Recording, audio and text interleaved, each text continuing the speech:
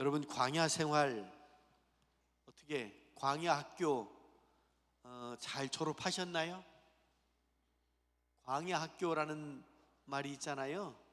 광야 학교 잘 지나왔나요? 아직도 여전히 광야에 계신가요? 출애굽은 하셨죠? 네? 출애굽은 하셨죠? 몸만 출애굽한 거예요? 마음도 영혼도 다 출애굽한 거예요? 여러분, 우리는 신앙적으로 성경적으로 봤을 때 출애굽을 하여서 세상을 끊고 세상에 매여 있지 않고 세상에 종노릇하지 않고 주님 앞으로 나아가고 있는 줄로 믿습니다. 그런데 우리가 잘 아는 것처럼 출애굽기를 쭉 보면 출애굽 사건이 대단히 중요하잖아요. 근데 출애굽하고 바로 가나안 땅으로 들어가면 얼마나 좋겠어요?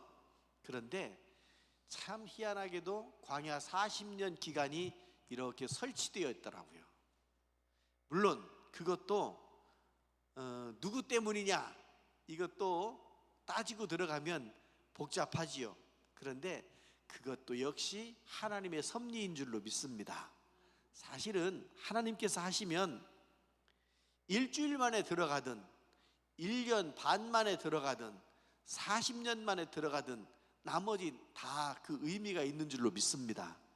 여러분, 우리가 믿음의 길을 걸으면서 어떤 사람은 출애굽하고 일주일 만에 하나님의 깊은 자리에까지 나아가는 사람이 있고, 어떤 사람은 1년 반 만에 가나안 땅에 딱 들어가서 영적으로 안정감을 누리는 사람도 있고, 어떤 사람은 40년이 지나고 나서야 가나안 땅에 들어가는 사람도 있고 그래요. 그게 어떤 차이입니까? 실제로 가나안 땅에서 애굽 고센 땅까지는 걸어서 일주일이면 갈 수 있는 거리랍니다. 그 길이 제일 지름길인데, 그 길은 여러분, 꿈쟁이 요셉이 형들의 미움을 받아가지고 팔렸잖아요. 미디안 상인들한테 팔렸잖아요. 미디안 상인이 누구냐면 그때 당시에 그 사막지대를 오고 가고 하면서 일종의 장사하는 사람들, 무역하는 사람들이에요. 물물 교환하면서 돈 버는 사람들이에요. 이 동네에서 나는 좋은 꿀, 향신료 이런 것들을 가지고 저쪽 가서 팔고, 여기서 나오는 소금 이런 것들 가지고 또 옆에 동네로 가고 이렇게 이 사람들이 하루 이틀 다닌 게 아니고 대대로 그 일을 했기 때문에 길을 너무 잘 아는 거예요. 어디가 위험한지, 어디가 험한지, 어느 길이 편안하고 가장 효율적인지, 이거는 다녀본 사람들이 안단 말이에요. 길이라고 다 같은 길이 아니지요. 그 미디안 상인들이 이렇게 갈 때 요셉의 형제들이 요셉을 팔았잖아요. 그때 갔던 그 길이 해변길이라고 일주일이면 이렇게 갈 수 있는 길이에요. 여러분, 길을 나서서 출애굽을 해서 일주일 만에 하나님이 약속하신 그 약속의 땅에 쏙 들어간다면 얼마나 좋겠어요. 그렇잖아요? 얼마나 좋겠어요. 그런데 어떤 사람은 일주일도 길다 이런 생각을 할 수 있을 거예요. 근데 시간이라고 하는 것은 늘 비교 대상이거든요. 1년 반 만에 들어갈 뻔했어요. 1년 반 만에. 근데 일주일 만에 가는 그 길은 하나님께서 인도하시지 않으셨다고 그랬어요. 왜냐하면 그 길로 가다 보면 블레셋이라는 민족을 만나게 되는데, 이 사람들이 험해, 강력해. 제가 신방하다가 이런저런 얘기하다가 옛날에 여기 우리 동네 앞에 간척되기 전에 이 동네 사람들이 당진 읍내를 다니려면 채운다리를 건너서 이렇게 가다 보면 그 동네 꼭 토갱세 받는 애들이 있었다며. 어디예요? 그가 어디라고 하던데? 채운다리? 아예 다리에다 딱 진치고 있는 거예요?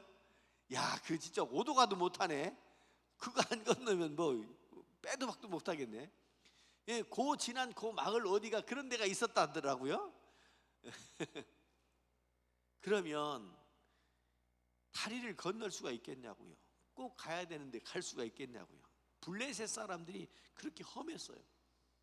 마음만 험한 것이 아니라 실제로 힘이 셌어요. 요새도 봐요. 그 이스라엘하고 싸우는 거 봐요. 와, 완전히 진짜 전쟁터 폭격 맞았다. 아무리 그런 얘기해도 영상으로 보는 거 보면 건물이 진짜 성한 게 하나도 없어. 다 무너졌어. 콘크리트. 그런데도 거기서 살겠다고 막 그러는 거 보면 그 민족성이 특별한 게 있는 것 같아요. 그 길로 안내를 해서 가게 되면 일주일이면 가는데 블레셋하고 만나가지고 싸워 이길 수 있는 힘이 없어요. 이스라엘 민족이. 왜냐하면 좋은 말이 아닌데 노예 근성이라는 말 들어보셨어요? 이거 아주 나쁜 말이에요. 오늘 3.1절이니까 그 말 한마디 더 할게요. 노예 근성이라는 말, 한민족은 노예 근성이 있다는 말을 제가 어렸을 때 들었어요. 근데 그 말이 누가 만들어낸 말이에요?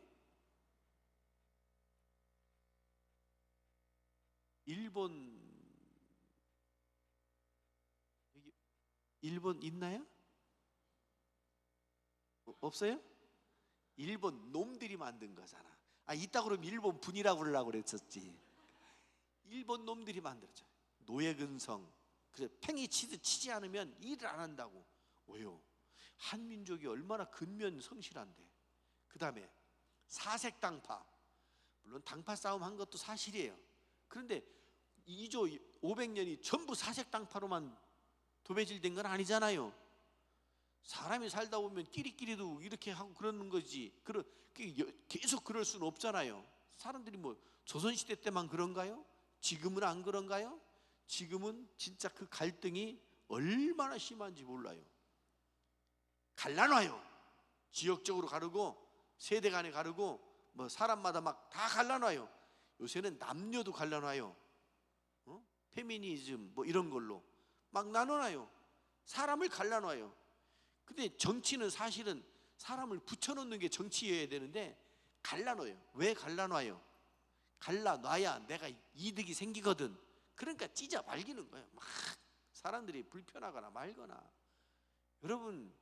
여러분 세대에 여러분 자녀들하고 말이 통합니까? 여러분 자녀들은 여러분 말 잘 듣습니까? 말 잘 들으면 그 애들이 참고 있는 거예요. 고맙게 생각해야 돼. 듣긴 듣지 돌아서면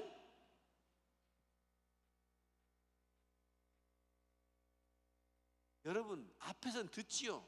뒤돌아서면 심정적으로 동의가 안 되는 거예요.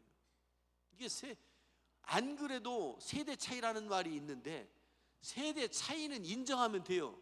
근데 세대 간의 갈등을 조장한단 말이에요. 갈등을 뭐 연금 같은 거로 아니면 직장, 직업으로 뭐 이런 것들로 막 진짜 발겨가지고 그렇게 해서 자기 편 만들어 놔야 자기들이 유익하니까 그걸 하는 거예요. 여러분 우리가 사색당파나 뭐 노예근성이나 이런 것들이 있으면요 앞으로 나아갈 수가 없어요. 그래서 계몽해야 된다는 이야기를 하려고 일본 놈들이 그렇게 한 거 아닙니까?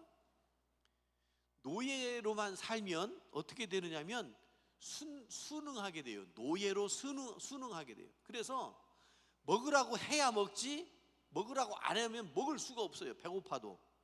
그게 노예의 특징이에요. 일하는 거 할 수 있어도 안 해요. 하라고 해야 하지.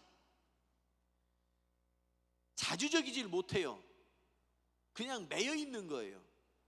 그러니 이용해 먹기 딱 좋잖아요. 블레셋하고 딱 부딪히면 자생 능력이 없고 자기 결정권이 없고 자기 힘이 없었던 노예로 400년 살면 그렇게 된다고요. 그러니 땅 부딪히면 안 되니까 돌려버리는 거예요. 그래서 홍해를 건너게 하고 시내산을 거쳐서 1년 반 만에 가데스 바네아에 딱 들어온단 말이에요. 그게 1년 반이에요. 제가 괜히 일주일, 1년 반 얘기한 게 아니고 그렇게 해서 200만 명이 이동하고 이렇게 해서 온 게 1년 반 만에 거의 딱 도착을 한 거예요. 그리고 12명의 정탐꾼을 보냈잖아요. 그러면 하나님께서 1년 반이면 충분하다고 생각하신 거예요. 그리고 여기 딱 들어갈 때 이제 여기서 준비를 잘 하고 가나안에 들어가면 되겠다고 생각을 하신 거예요. 그런데 여러분, 정탐꾼 보냈더니 10대 2가 나왔잖아요. 안 된다는 거잖아요. 들어가면 안악 자손들이 있고 뭐 성읍이 막 그냥 우리 공격해도 무너지지 않고 이런 것들을 본 거예요. 이게 아직도 그 400년 역사가 남아 있는 거예요. 뭘 보면 걱정부터 되는 거예요. 할 수 있다고 생각하지 못하고 안 된다고 생각하는 거예요. 여러분, 어떤 일을 하려고 할 때, 뭘 하려고 할 때 걱정이 앞서고 안 되는 것만 보이면 내가 지금 아직 애굽 고센 땅에 있구나. 사고방식이, 몸은 광야에 왔어도 사고방식은 아직 거기에 있는 거로 생각하시면 거의 맞아요.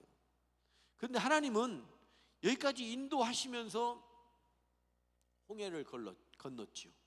시내산에서 말씀하셨지요. 쭉 오면서 겪었던 목마를 때, 배고플 때, 이 과정을 거쳐서 여기까지 왔으면 이제 됐다, 이 정도 경험하면 가나안 땅에 들어가도 된다 라고 하나님이 인정을 하셨는데 사람들이 안 된다고 한 거예요. 그리고 하나님이 말씀하시기를, 그렇구나, 아직 멀었구나, 아직 고센 땅에 애굽의 사고방식이 그 잔재가 아직도 남았구나. 그러면 이거 다 빼야 되잖아요.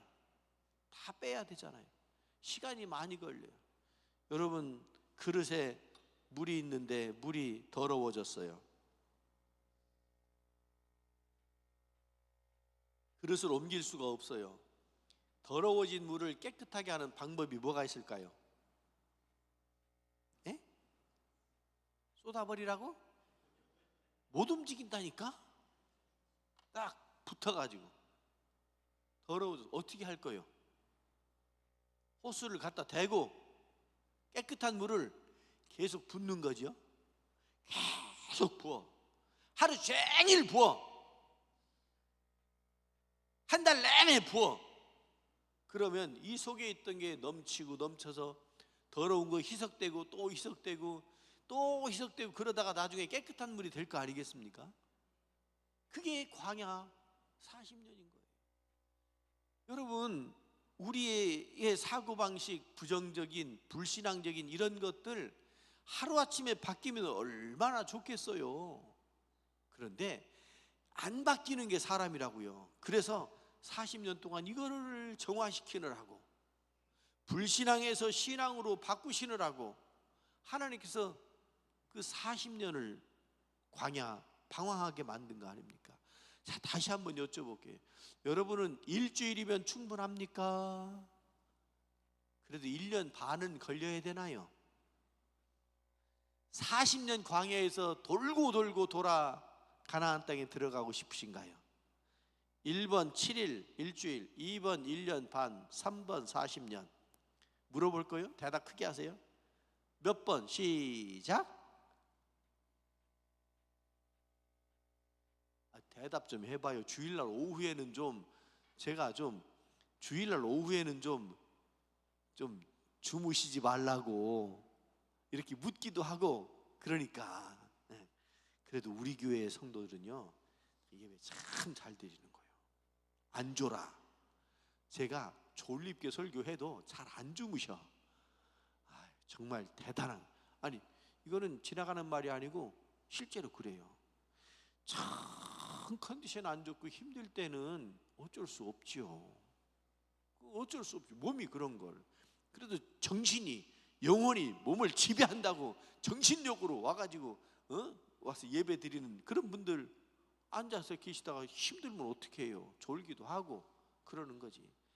졸긴 조는데 이것도 괜찮고 이것도 괜찮은데 이것만 하시지 마셔. 제가 지난주에 신방을 풀로 했어요. 그런데 그동안에 안 하던 신방까지 했네. 그러니까 오전에 쭉 해서 식사하고 나면 이제 막 진이 빠져요. 그러면 이제 거기서 마무리를 해야 되는데, 오후에 또 누락된 사람들, 시간이 안 맞는 분들 때문에 오후에 또 했어요. 이러기를 거의 매일 그렇게 했어요. 그런데 우리 손주가 응급실에 가게 됐어요. 손주 둘 중에 동생이 응급실 가. 엄마 하나 거기 붙어 있어야 되고 애를 하나 맡아야 된다고 그래가지고 또 부랴부랴 데리고 왔는데, 애들이 엄마를 떨어져 본 적이 없어가지고 밤에도 잘 안 자려고 그러고 막 2시에 한 번 깨고 3시에 한 번 깨가지고 울기 시작하면, 아이고 이제 좀 컸다고 목청도 얼마나 커졌는지. 그러고 나서 간신히 재우면 또 4시 반 되면 또 그래. 저는 괜찮을 줄 알았어요. 그런데 결국 몸으로 왔어. 그래가지고 지금 제가 몸이 사실은 말이 아니요. 제가 장로님이면 혹시 몰라도 제가 권사쯤이었으면 오늘은 교회 안 가, 이랬을 것 같더라고. 제가 혼자 심정이, 야 지금 너무 막 이 몸살기, 오한기, 게다가 이 목이, 저는 이 성대가 약한가 봐요. 1년에 한 2번 정도씩 목감기 같이 이렇게 오면 이렇게 저음으로 이야기하는 건 괜찮은데 찬송가 부를 때 고음이 안 돼요. 그러면 앞에서 인도할 수가 없잖아요. 그런 어려움이 있어요. 이렇게 저렇게 하려고 애를 쓰는데 안 되는 건 안 되더라고요. 그래서 제가 오늘 또 이렇게 그냥 보면서, 야, 우리 교회 성도님들 대단하시다, 이런 생각을 해요. 감사해요. 여러분 존경합니다. 사랑합니다. 아프다고 빠진 사람은, 빠져본 사람은 아멘도 못해요. 그런데 그래도 내가 예배 드려야지, 이런 생각 가지고 계신 분들이 대부분이신 것 같아요. 내가 상황을 보면 알아요. 이리 뛰고 저리 뛰고 정신없이 바쁜데 그걸 사명이라고 여겨서 애를 쓰고 감당을 하잖아요. 저는 그런 분들 지나가는 말로 위로도 할 수 있고 그렇지만, 하나님께서 궁극적으로 하나님께서 보상해 주실 줄로 믿습니다. 그래서 그런 사람들을 놓고는 제가 특별히 더 기도해요. 하나님, 저 권사님 쓰러지지 않게 해주세요. 주의 일 한다고 하다가 쓰러지고 지치고 그냥 그러면 덕이 안 돼요. 그래서 더 오히려 안타까운 마음으로 더 기도하게 된다니까요. 여러분, 이스라엘 사람들이 일주일 만에도 갈 수 있고 1년 반 만에도 갈 수 있고 40년 걸려서, 결국은 40년 걸려서 들어갔지만 그 원인이, 그 책임이 자기들한테 있었다고요. 그런데 여러분, 놀라운 사실은 일주일 만에 가도 인도하시는 분이 하나님이시고 1년 반 만에 들어가는 사람이 있어도 그 사람도 하나님께서 인도하시고, 40년 걸려가지고 어째 그러냐 이런 생각이 들어도 하나님께서 인도하시는 줄로 믿습니다. 과정마다 가는 곳마다 하나님께서 함께 하신 줄로 믿습니다. 이 출애굽 여기만 봐도 얼마나 진짜 신바람 나는지 몰라요. 오늘 만나 메추라기잖아요. 만나 메추라기. 이스라엘 사람들이 얼마나 그 마음이 삐뚤어졌냐면 배고프대잖아요. 그래서 그러면 모세와 함께 기도합시다. 하나님께서 불러내셨으니 기도하면 채워주실 줄로 믿고 기도합시다. 그러면 되는데 뭐 했어요? 기도하지 않고 뭐 했어요? 왜 우리를 잘 있는 우리를 끌고 나와가지고 이 모양으로 만들었냐고 따지잖아요. 원망하잖아요. 여러분, 만나가 참 좋은 거예요. 그렇죠? 만나가 참 좋은 건데 만나를 왜 주셨어요? 왜 줬는지를 한번 생각해 봐요. 어떤 과정을 거쳐서 줬는지 한번 생각해 봐요. 정말 얼마나 못된 짓을 하고 받은 게 만나라고요. 하나님께서 그렇게 맛있는 건 만나를 주시지 않고 양 시원찮은 거 주었어도 그 사람들은 먹을 수밖에 없어요. 여러분, 먹고 사는 문제가 첫 번째 아닙니까? 먹어야 사는 게 첫 번째 아닙니까? 만나처럼 꿀 발라놓은 것 같은 만나처럼 그렇게 맛있는 거 안 줬어도 먹을 수밖에 없는 게 그들이었어요. 그런데 우리 하나님이 얼마나 좋으신 하나님이시냐면 그 원망하는 소리, 그 소리 듣고도 만나를 주신다고요. 여러분, 우리 하나님 귀한 분, 우리 하나님 좋은 분이신 줄로 믿습니다. 그렇다고 우리 목사님이 설교한 대로 우리 원망하자 그러면 하나님이 만나 주신다, 이건 아니요. 이거 몰랐던 그 이스라엘 그 사람들이 하는 짓이 우리는 다 알기 때문에 원망이 없이 감사함으로 기도하실 수 있는 여러분들 되시기 바랍니다. 메추라기. 그러니까 메추라기도 그렇고 만나도 그렇고 먹다가 질리니까 이거 하찮은 음식이라고 생각하고, 고기가 이 사이에 낀 게 빠지기도 전에 원망했대잖아요. 여러분, 우리가 이 만나와 메추라기 이야기는 너무 잘 알아요. 그런데 그 잘 아는 이 말씀을 우리의 삶에 어떻게 적용하고 우리가 어떻게 삐뚤어진 마음을 고쳐서 이 귀한 것이 만나와 메추라기가 죄를 짓는 대로 끌고 가는 것이 아니고 하나님의 은혜를 더 풍성하게 하는 대로 끌고 갈 것인가, 이게 우리가 해야 될 일이지 않겠습니까? 여러분, 걱정하지 마세요. 걱정하지 마세요. 하나님이 여러분 필요할 때 만나로 채워주실 줄로 믿습니다. 여러분 필요할 때 메추라기로 채워주신다고요. 걱정하지 마세요. 그걸 받고 이게 뭐냐고 이 마음만 없으면 돼요. 그 어떤 것도 하나님께서 우리에게 허락하시는 줄로 믿습니다. 감사함으로 받으면 되는 거예요. 감사함으로 받으면 되는 거예요. 하나님께서 이번 3월 한 달도 그리고 여러분 앞으로의 모든 인생도 만나와 메추라기로 채워주실 줄로 믿습니다. 감사함으로 하나님 앞에 세워지고 만나와 메추라기를 누리시는 여러분들이 되시기 바랍니다. 기도하겠습니다. 자비하신 하나님 아버지, 하나님은 저희들을 은혜로 먹이시는 줄로 믿습니다. 일용할 양식을 허락하시는 줄로 믿습니다. 만나를 나눠줄 때 평균케 분배하셨다고 그랬는데 아버지 하나님, 거둔 거 많아지지도 않고 적어지지도 않고 꼭 필요한 만큼씩 채우셨다고 하는데, 하나님, 우리 교회가 성도들이 서로 함께 모여서 부족함이 없도록 하나님 채워주시고 하나님의 은혜 안에 거하는 저희들 모두가 되게 하여 주시옵소서. 저희들의 삶 속에 주어지는 모든 재물도 모든 은혜도 하나님께서 베푸신다고 하는 이 신앙적인 원리를 잘 지켜나갈 수 있도록 도와주시옵소서. 예수 그리스도의 이름으로 기도드리옵나이다. 아멘.